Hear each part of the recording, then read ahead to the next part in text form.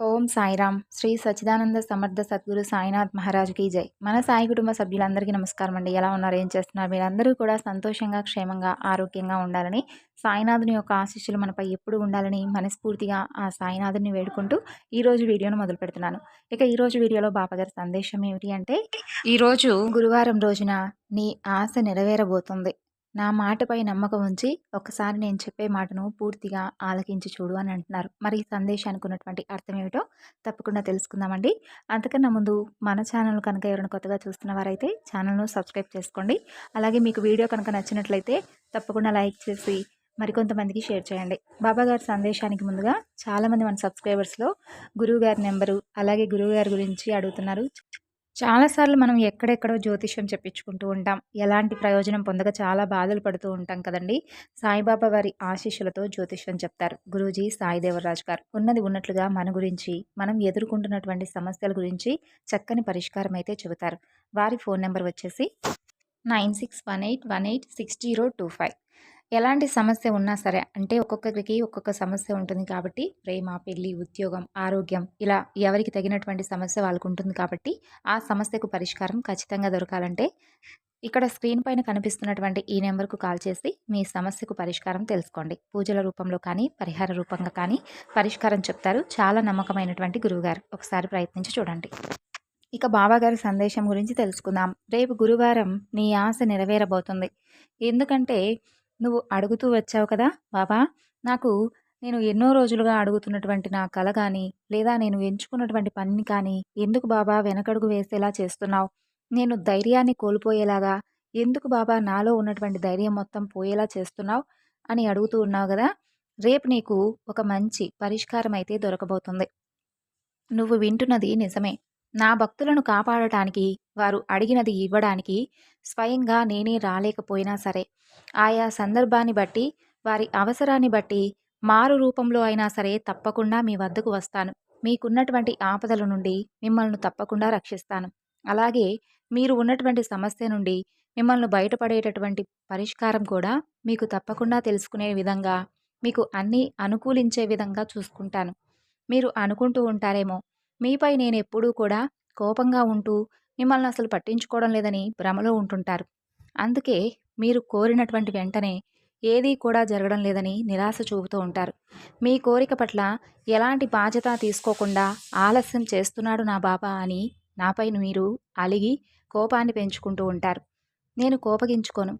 అలాగే మీపై ఎప్పుడూ కూడా నేను ప్రేమను మాత్రమే చూపిస్తాను తప్ప మిమ్మల్ని ఎప్పుడూ కూడా వదులుకోవాలని అనుకోను. మీరందరూ కూడా నా బిడ్డలు కదా. మీరు కోపంగా, బాధగా ఉంటే నాకు మాత్రం మిమ్మల్ని చూస్తూ ఆనందంగా ఉంటానా? నాకు మీ మీద కోపం అంటే మిమ్మల్ని సరైనటువంటి మార్గంలో ఉంచేందుకు కొన్నిసార్లు దండిస్తూ వస్తాను.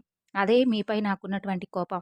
అది కేవలం నా బాధ్యత అవుతుంది. అంతేకాని మిమ్మల్ని మాత్రం ద్వేషించి మీ బంధాన్ని మాత్రం వదులుకోలేను. నా భక్తులను నేను ఎల్లప్పుడూ రక్షించడమే నా కర్తవ్యంగా పెట్టుకున్నాను. మీకు తోడు నీడగా ఉంటానని ఎన్నోసార్లు ప్రమాణం చేశాను. ఇంకా కన్నీరు పెట్టుకుంటూ ఉంటున్నారు. ఇప్పటికైనా నన్ను, నా ప్రేమను అర్థం చేసుకోవడానికి ప్రయత్నించండి. నన్ను నమ్మండి. మనస్ఫూర్తిగా నమ్మినప్పుడే మీకు నేను ఈ సాయి అంటే ఏమిటో అర్థమవుతుంది. ఇప్పటికే చాలా రోజుల నుండి నీ కన్నీటితోనే నాకు అభిషేకం చేస్తూ వచ్చావు. ఇక చాలు. నీ దుఃఖాన్ని నేను చూడలేకపోతున్నాను. నిన్నిలా చూస్తూ బాధపడుతున్నాను. నేనిలా బాధ పెట్టడమే నా కర్తవ్యం కాదు. నన్ను కూడా అర్థం చేసుకో. మీకున్నటువంటి కర్మల వలన, కొన్ని పితృదోషాల వలన మీకున్నటువంటి కొన్ని సమస్యలన్నీ కూడా ఏర్పడినవే. మిమ్మల్ని ఎదగకుండా చేస్తూ అవన్నీ కూడా అడ్డుగా వస్తూ ఉంటాయి. వాటిని తప్పించడం ఎవరి తరం కాదు. కానీ వాటి ప్రభావం మీపై ఎక్కువగా లేకుండా నేనైతే తప్పకుండా చేయగలను. అంతేకాని శాశ్వతంగా మాత్రం వాటిని నివారించలేను. అందుకే మీరడిగినవి నెరవేరేందుకు కొంత ఆలస్యం అవుతూ వస్తుంటాయి. ఇప్పటి వరకు చాలా దుర్భరమైనటువంటి పరిస్థితిని అనుభవించావు. నాకు తెలుసు. అన్నీ కూడా చెడు దశలను చూశావు. అయితే ఇక రాబోయే రోజులంతా కూడా సవ్యంగా నీకు అనుకూలంగా మారబోతున్నాయి. అది కూడా రేపు గురువారం నాడు నీవు ఎన్నో రోజులుగా ఎదుర్కొంటున్నటువంటి ఒక సమస్యకు పరిష్కారాన్ని తెలుసుకోబోతున్నావు. నీకు తెలియనటువంటి ఒక గొప్ప సంఘటన జరగబోతోంది. అది కూడా నా కటాక్షం వల్లనే. అది ఎవరితోనూ చెప్పవద్దు. దానివల్ల నీకు అనుకున్నటువంటి నీ కార్యంలో విజయాన్ని చూస్తావు. నిరంతరం నా నామస్మరణ మాత్రం విడిచిపెట్టవద్దు. గురువులకు గురువు నీ సాయి నీకు అండగా ఉన్నాడని నమ్ము. నీకేం జరిగిందో అనే దాని గురించి ఇక నుండి మర్చిపో. త్వరలోనే నీకు ఒక కొత్త జీవితాన్ని అందివ్వబోతున్నాను. విశ్వాసం, సహనంతో ఉంటావు కదూ! నా బిడ్డలు అయోమయంలో, అగాధంలో, అంధకారంలో ఉండిపోకూడదనేదే నా బాధ. చెప్పినవి అర్థం చేసుకొని జీవితాన్ని సంతోషమయం చేసుకోండి. అలా కాకుండా వచ్చినటువంటి ప్రతి సమస్యను, ప్రతి కష్టాన్ని, వాటిని తలుచుకుంటూ జరిగిపోయినటువంటి కొన్ని చేదు జ్ఞాపకాలను మరీ మరీ తలుచుకుంటూ దుఃఖిస్తూ ఉంటే మాత్రం ఈ సాయిని మాత్రం ఏం చేయాలి చెప్పండి? బాబాపై భక్తి అనేటటువంటి వ్యసనాన్ని, నమ్మకాన్ని పూర్తిగా శరణాగతి చేసిన వారికి మాత్రమే ఎలాంటి భయము ఉండదు, ఎలాంటి ఆందోళనలు ఉండవు. అప్పుడే ఈ సాయి చేసేటటువంటి అద్భుతాలను మీరు అందుకోవడానికి అర్హత ఉన్నవారు అవుతారు. ఇంకొక శుభవార్త చెబుతున్నాను. ఇది విన్న తరువాత నువ్వు మిఠాయి సిద్ధంగా ఉంచవలసిందే. నా బంగారు తల్లికి, నా బంగారు తండ్రికి తగినటువంటి జీవిత భాగస్వామిని తీసుకురాబోతున్నాను. సంతోషంతో తన చెయ్యి పట్టుకొని కొత్త జీవితాన్ని ప్రారంభించేందుకు సిద్ధంగా ఉండు. ఇక ఎలాంటి దిగులు పెట్టుకోవద్దు. నీకేది మంచిదో, ఏది మంచిది కాదో ఈ బాబా కంటే ఎక్కువగా ఎవరికీ తెలియదు. భగవంతుడు చూపించినటువంటి మార్గాన్నే సరైనటువంటి రీతిలో ఉపయోగించుకుంటూ ఉన్నావు. అలా ఉపయోగించుకునే వారే నాకు నిజమైనటువంటి భక్తులు. నీకు కూడా తోడు అవసరం. ఆ తోడు కోసం నీ ఎదురుచూపులు ఇక ఫలించాయి. త్వరలోనే ఏదైనా ధర్మబద్ధంగా ఉండేటటువంటి జీవనాన్ని సాగించబోతున్నావు. అలాంటి ధర్మబద్ధమైనటువంటి జీవనం నీదైనప్పుడు కేవలం భగవంతుని యొక్క అనుగ్రహం కూడా నీకు దక్కుతుంది. ధర్మ ఫలితాన్ని నువ్వు తప్పకుండా అందుకుంటావు.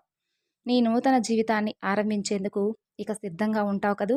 మీ దరికి ఎలాంటి ఆపదలు రాకుండా చేసేందుకు ఈ బాబాను సిద్ధంగా ఎల్లవేళలా ఉంటాను. ఈ ద్వారకామాయి సాక్షిగా చెబుతున్నాను. నన్ను నమ్మి నిశ్చితంగా ఉండు. ఇక నుండి జీవితంలో ఎలాంటి విరక్తి చూపవద్దు. అలాగే నీ మనసులో ఎన్ని భయంకరమైనటువంటి ఆలోచనలు వచ్చినా, అలాగే నిన్ను ఎంత దెబ్బతీసే విధంగా ఎంతమంది ప్రయత్నించినా కూడా వారెవ్వరినీ కూడా నువ్వు పట్టించుకోవద్దు. నేను నీకు చెప్పాను కదా, నీ జీవితం అంతా కూడా సాఫీగా సాగిపోతుంది, సంతోషంగా ఉంటుంది అని. నేను నీకు మాట ఇచ్చినప్పుడు ఇక నీకు ఎదుటివారి సంగతి కానీ, లేదంటే నీకు వచ్చేటటువంటి భయాలు కానీ ఇవన్నీ కూడా పట్టించుకోవు అని అనుకుంటున్నాను. కేవలం నాపై మాత్రమే నమ్మకాన్ని ఏర్పరచుకొని ఏది జరిగినా కూడా అంతా బాబా చూసుకుంటాడు అనేటటువంటి నమ్మకాన్ని నాపై కలిగి ఉంటావు అని అనుకుంటున్నాను. అష్టైశ్వర్యాలను పొందేటటువంటి రోజు చాలా దగ్గరలో ఉంది. నిత్యం ఇక ఆనందం నీ జీవితంలో రాసిపెట్టి ఉంది. ఇక నుండి దిగులు పడవద్దు. నీ బాధ వలన నువ్వెంతగా అలసిపోయావో నాకు బాగా తెలుసు కదా. ఈ బాబా కేవలం నీ గెలుపుకు మాత్రమే బందీ అయి ఉంటాను. కాబట్టి నిన్ను గెలిపించే వరకు నేను నిద్రపోను. నువ్వు ఎప్పుడైతే జీవితంలో గెలుపును పొందుతావో అప్పుడే ఈ సాయి అంటే ఏమిటో, ఈ సాయి తత్వం అంటే ఏమిటో నీకు పూర్తిగా అర్థమవుతుంది. ఇన్ని రోజులు నీ కష్టాన్ని ఏదీ కూడా నేను వృధాగా పోనివ్వను. అంతా కూడా నీ కష్టానికి తగినటువంటి ప్రతిఫలంతో పాటు నీ జీవితాన్ని కూడా సంతోషమయం చేయబోతున్నాను. నువ్వు, నీ కుటుంబం ఇక నుండి ఎలాంటి అవంతరాలు లేకుండా ఆనందంగా మీ జీవితాన్ని కొనసాగించబోతున్నారు. పూర్తిగా నన్ను నమ్మమని అడుగుతున్నాను. అంతకు మించి ఈ సాయికి నీ నుండి ఏదీ కూడా అవసరం లేదు. మరలా మరలా చెబుతున్నాను, జరిగిపోయినటువంటి గతాన్ని ఇక ఎప్పుడూ కూడా తలుచుకోవద్దు. వాటి గురించి ఎప్పుడూ నీ మనసులోకి ఆలోచనలు కూడా తెచ్చుకోకుండా ప్రతినిత్యము కూడా మనసును ప్రశాంతంగా, నిర్మలంగా ఉంచుకొని రోజును ప్రారంభించు.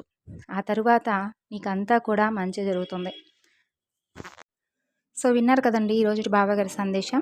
ఈ సందేశం మీ అందరికీ కూడా నచ్చింది అనుకుంటున్నాను. నచ్చితే తప్పకుండా మరికొంతమందికి షేర్ చేయండి. మరొక చక్కని బాబాగారి సందేశంతో మరలా కలుసుకుందాం. అంతవరకు నమస్కారం. ఓం సాయిరామ్. సర్వేజన సుఖినో భవంతు.